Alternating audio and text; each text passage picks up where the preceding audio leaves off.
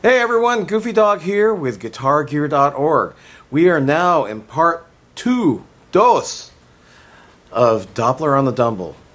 Say that 3 times fast, I dare you. Anyway, in this part of the series, Doug is going to go over tone shaping and how you do that in the preamp. We'll cover the power amp a little bit later on. But before we start, let me give a little bit of my thoughts on the Dumble and answer this question. And Doug answered it, but I'll answer it for myself based upon my own experience with the amp. Does it live up to the hype? Absolutely. It really does. You can throw pretty much any guitar in front of it and it'll sound great. It's uncanny, I do have to say. Now, would I pay $40,000 for an amplifier?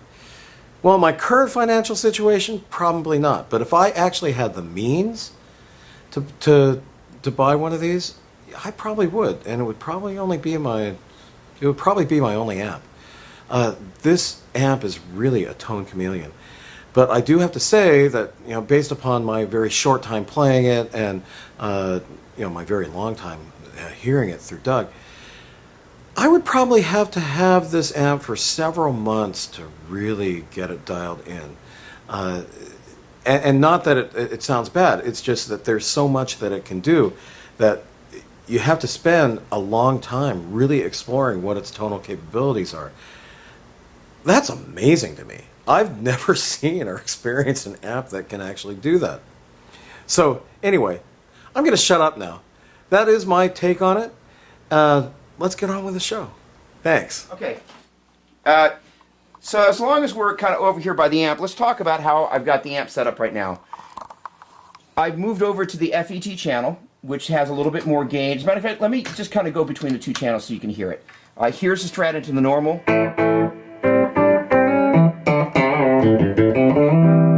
You get more gain, obviously. You'll hear it right here. A lot more gain. It's fat. Nice and fat. Seems fatter. And there's a little bit more drive.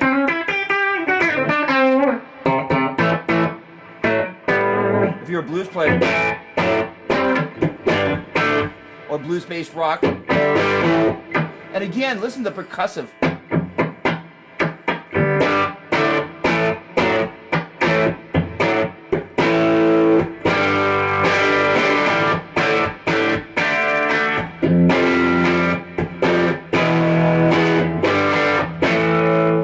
Case I've got the preamp volume here just a little bit above 5. Bright switch. Actually, let's hear it.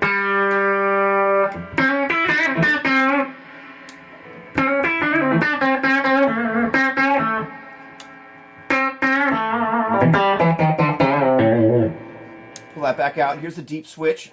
On, off.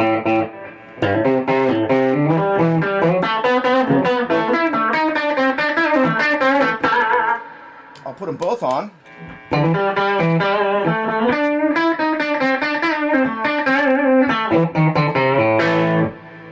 And then here's the rock EQ.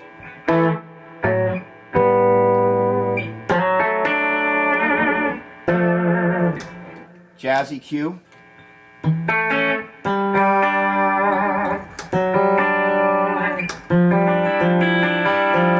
Just a little bit more sensitive, a little less intense.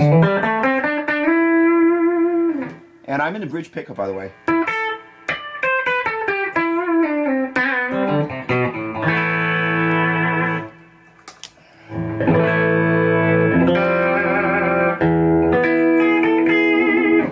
And then this in the middle here, like I talked about before, is a tone stack bypass.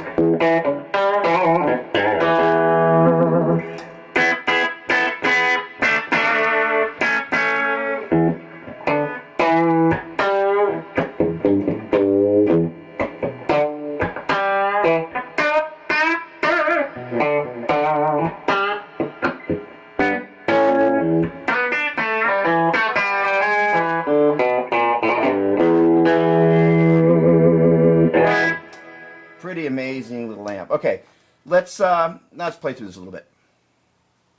So here we've got the bridge position of the Strat, which, any of you Strat players know, that can be an an unpleasant experience to the ears. It can be really bright, and there are times that it can sound really obviously great.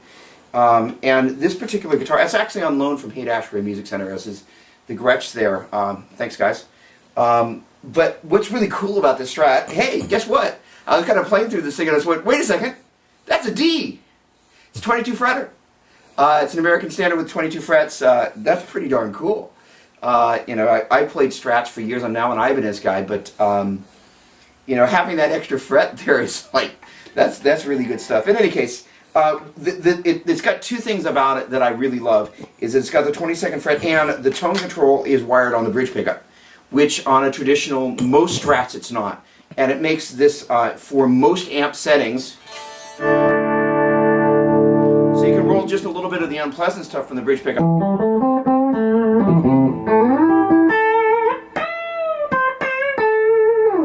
out. Here it is all the way up.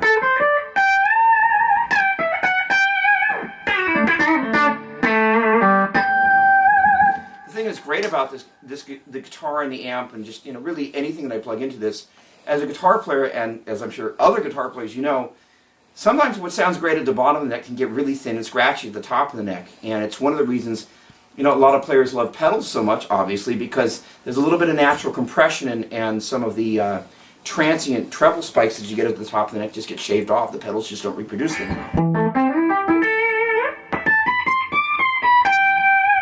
I mean, normally I would be very careful about playing at the top of the neck there with certain amplifiers, and here, you know,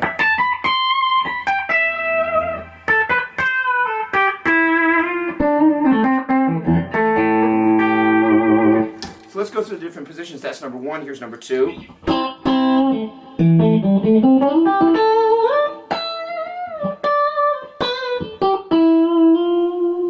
It's really nice. The middle position. A lot of Strat players don't use the middle position. I found that, first of all, in certain amps, it's really honky, but if you can't be heard above the band, this is the magic position. So just in case, of course, you hadn't discovered that. And on this amp, it's like, wow, there it is. And I will say, you know, of all the amps that this reminds me of, there's certain times in certain areas of the neck I can hear, to my ear, some of the twin coming through.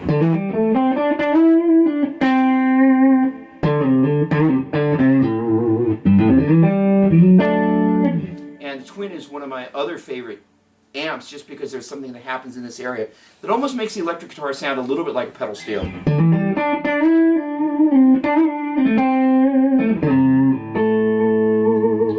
any case, I can hear that, and the reverb certainly helps there.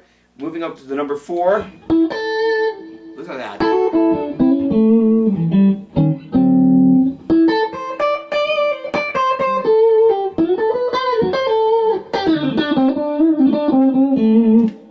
Number 5.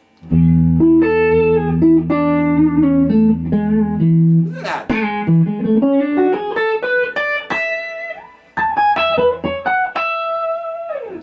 Pretty cool. Yeah, very cool.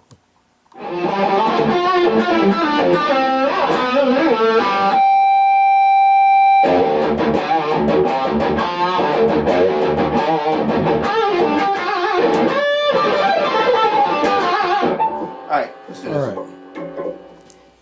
Okay, well, that last part I just threw in. There are a few times where Doug didn't realize that I was actually taping because he was just like ripping it up, and I just couldn't resist. Anyway, that guitar that he was playing in that very, very last like 15-second part is actually my Gibson Nighthawk. It's a 2009 limited edition. Well, I can say that I've never made it sing like that. He's amazing. So the next in the series we'll be covering that guitar and a little bit more discussion. So stay tuned. We'll be seeing you later, and come visit us at guitargear.org.